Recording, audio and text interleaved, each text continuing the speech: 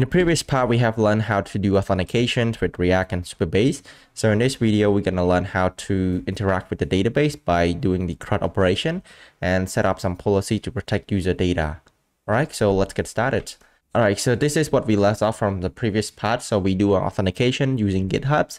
And so once we log in, we switch the user. If it's log out, we switch the button to login. So for this purpose, to demonstrate the CRUD operation, I create a component to do. And so you can see, and then we pass the user information as a props. And inside of what to do app right here, right now it's not much, just display the H1 right here. And I have written some code to display written to do when we have a to do. And all right, so let's focusing on the database. So the first thing first that we need to do, we need to create the table at the Supabase. So if you go to your Supabase and go to your project, so for example, right here, and then you go into your table editor, and right here you can create a table. So here I have one already, so I'm going to create a new one. For this one, the database, with the database name, you can name whatever you want. So in my case, we're going to focus on to do, I can call this to do. Description is optional, and the enable role security here is recommended, and I leave it as default, and we will come back and how to update this one and what is it. And for real time, you can be able to do real time as well, but for this part, we're not going to focus on real times. So by default, we have these two columns right here, and all right, you can change this one. You can change the name. So the name is good for me, and I would like to change the type. So the type I would like to use as the UUID. And for the default value, we can use this one. So this one will generate default value of the UUID for us. And we have created add using timestamps, all good. So for the column, for what to do is really simple. So we're gonna have a title, and the value of it is gonna be as a text. And then you can see right here, is it nullable? Yep, so it's not nullable. So I'm gonna uncheck this one. And the one more column is gonna be complete. And we have this one is gonna be as boolean. So I can search for bool, and that we can put a default value is gonna be full, and it's not nullable as well. And lastly, for one more column is gonna be a user ID, and this is gonna be a UUID, and then it's not nullable as well. So why do we have the user ID right here? So the user ID right here is important to save it when authenticate user add the data. So we're gonna have their user ID, and it's good for set up the policy. We'll get that in a minute.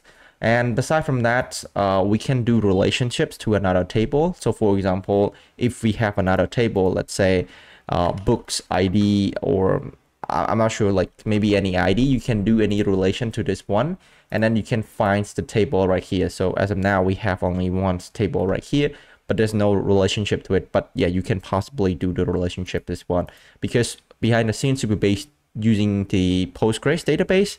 So that's it. So right now, let's save and create this table, and it was adding. So right now it was successfully. And right now, generally when you create the tables, and we're gonna have the policy for it, and usually it's nice to set up the policy at the beginning when you create a table, because to ensure you not forget this one. All right. So why do we have to set up the policy? So first of all, the policy is important to protect user data. For example, we have the data, and we want only the right user reads their data. So if I have my to-dos, only I can read my to-dos, and only the other user can read their to-do, and to delete or read and update and things like that. So with Supabase, to-do policy is really easy. So you can go into the new policy right here. So if you have not policy enabled, make sure you can see that this is I enable already. Make sure you enable that and click on new policy and click this quick started. So it gives you the template on what you need. So you can see this some example. And so for the first one right here, it's enable everyone to read. So it means if you set up this policy for your table, you're gonna allow access everyone to read your data from the to-do table. So this is it, and you can read based on this one based on the authenticate user, this one update based on the email, and delete based on their user ID right here. So for us, when the user read or insert, so for insert, so we want only the authenticate user to insert, right? You can click this one, you can see this is we do insert, and a target role is authenticate user, and this one is true. You can write right here, you can write SQL selects right here, but for now we're gonna focus really simple and using the existing template, and we can do review and save policy. So right now, only authenticate user only that can be able to insert to these columns, and we can set up a new policy for read. So for read and for the other things, so I'm gonna do based on the ID. So I'm gonna select right here, and then we're gonna update this one. You can change the title instead of delete. We can do all actions, enable all action for the user based on ID, and then we can select all. And for this one is for the update, and make sure you copy and paste this one. So that's why the user IDs is important. So when we authenticate with Supabase, when we make requests to the Supabase, and then we can have the user ID, and then we compare the column user ID have, and then if it's match, and then first allow. So we enable all right here, and then for this one, I'm gonna allow. We need to do authenticate user as well. All right. And yep. So when you do all right here, there's select, insert, and update, and if we have some specifics insert, it will take that as priority. So right now we select all, and if you can see, we have the policy, but even though right here you can see our insert is based on the authenticate user, so it's gonna be fine. So I think right now our policy is enabled, and to summarize again, the policy here, we enable insert for authenticate user only, and for the other action like update, reads, and delete is need to based on the user ID. So all right, so right now let's head back to our code and write the code to connect this table and insert some data. All right, so for that, so first I'm gonna uncomment this one. So this is gonna be really simple, and I need to create some reference to the input. So first we're gonna have the input ref. All right, so we have some states for error as well. And then for this one, we have to create a function for create a to do this. All right, so now that I think the error should be gone, and we hit back, we have the input and the field at this one. I think the first thing first that we need to do, we should be doing the read first, and then we can do the add later. All right, or maybe we can start to add first. All right, it's fine as well. So first we need to get our Supabase. So right now I have imported my Supabase right here, and then we're gonna do Supabase dot from when you connect with the table. So this is you add your table name. So for the table name, it's gonna be to do. If you have a different table, you can do that, and then we're gonna do insert. And for the inserts right here, so we're gonna put our field data as a JSON and make sure it's matched to the column and to inside your database. So we inside our database we have the title. So it's a need as a must for this one, and for the other thing it's gonna be a user ID. So we're gonna get it from the user.id right here, since the user has a prop, and we get it from here. All right. So right now, so where do we get this title? So the title will get it from the input. So let's get a value from that, and then we can put our title right here. So right here we can do something like this. I do not have to do any validation. If you do in the real world, you should do some validation right here. And this is an asynchronous return as a promise. So we need to do a thing right here. And then so once you insert this one, it won't return anything. So if you want to return the records after we insert this one, what we can do is we can do to select this one. So after we import, we can select it. And then select right here, it's kind of like an SQL query when you can like select style, something like that. If you want to get the full record, let's say all the value and field and columns, you can do star, but it's going to select everything. If you just want to have an ID, you can do that. Let's say I want to have an ID and title. This is how you do it. But since we want everything, so I'm going to select star right here.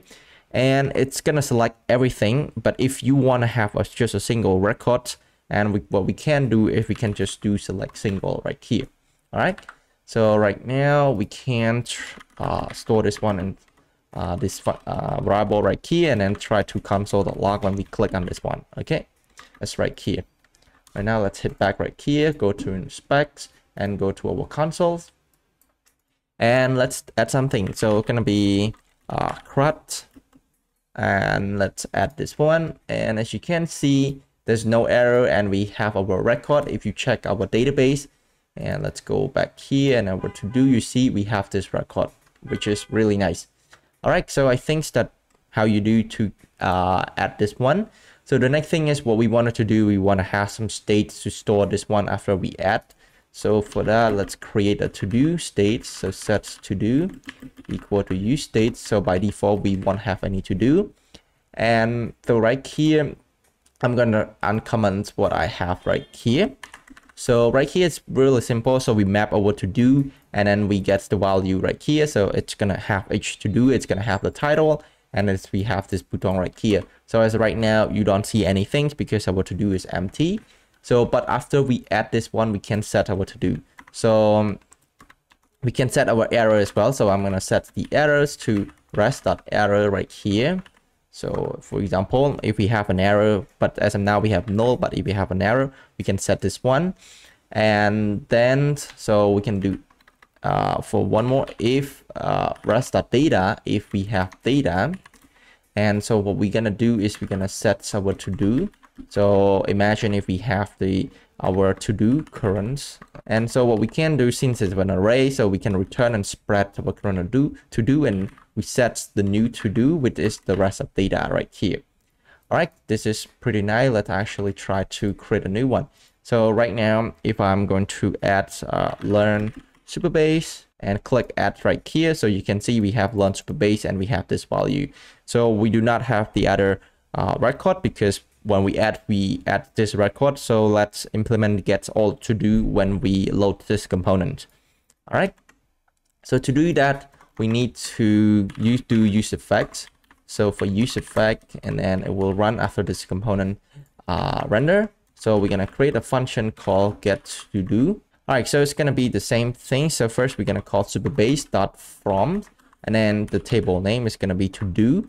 And then you can do selects right here. You can do select star, and then you can do await right here. So as you can see right here, when I create this one, I don't have to specify the user ID because I set up the policy in my record data in my tables already, so that only the user with the right ID can read the right record. So even though if I have another user ID with different ID, it won't works.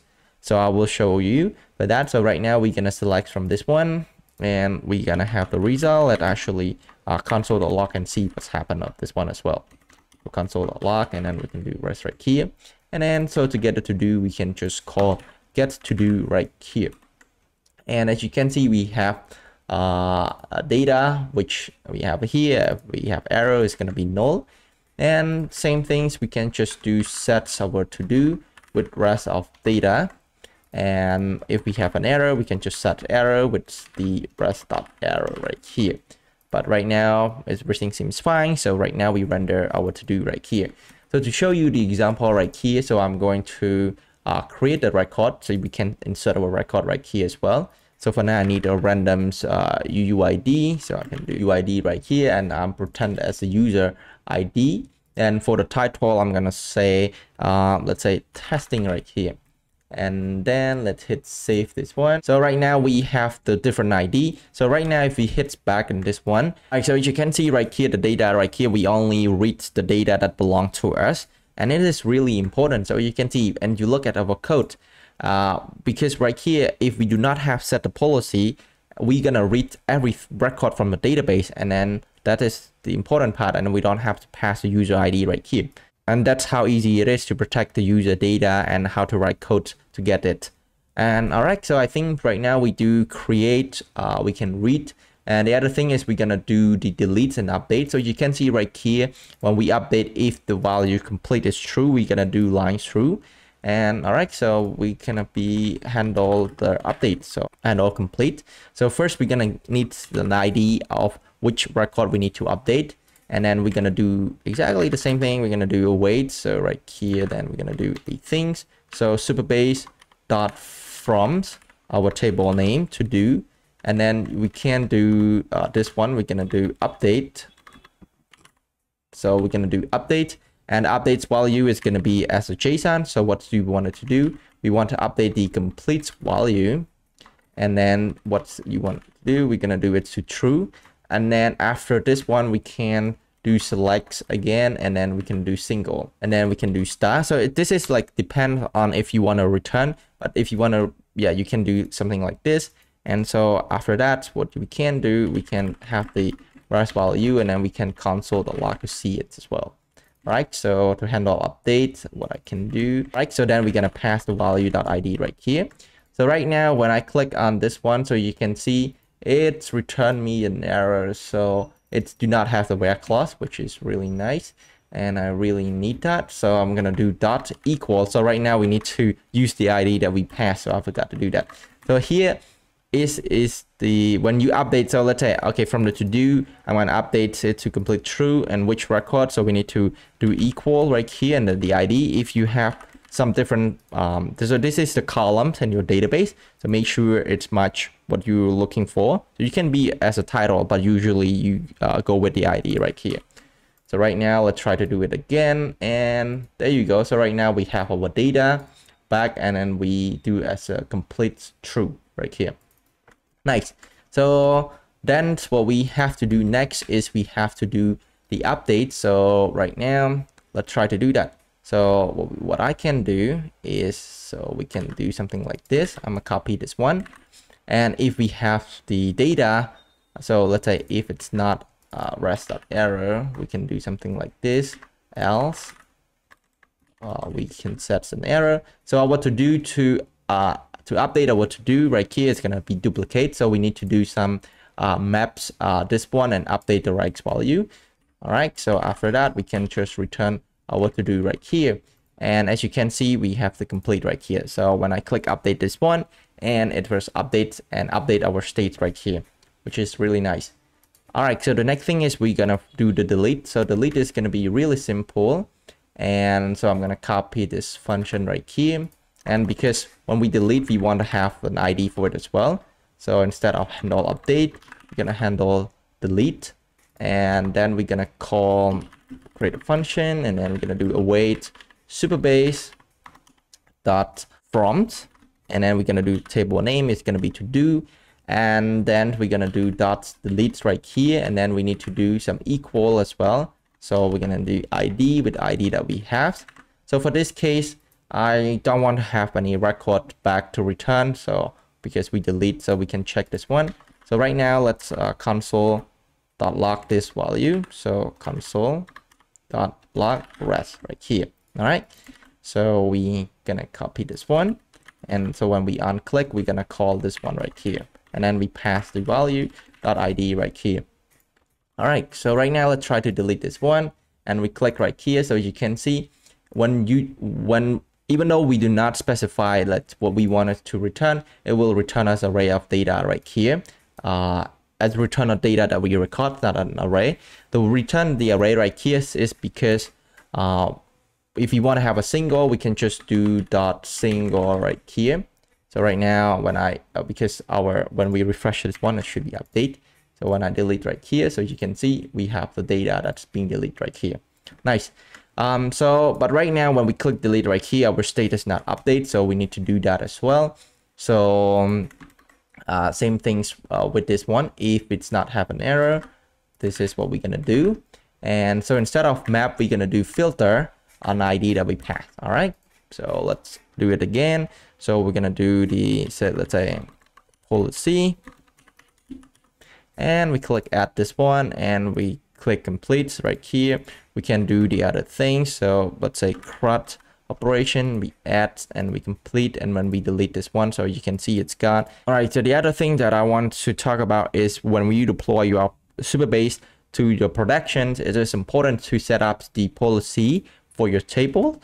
The reason is because, first of all, your Supabase configs right here, so you can see you have Supabase URL and Supabase JSON right here. It is exposed to the client, and anyone can access to this one.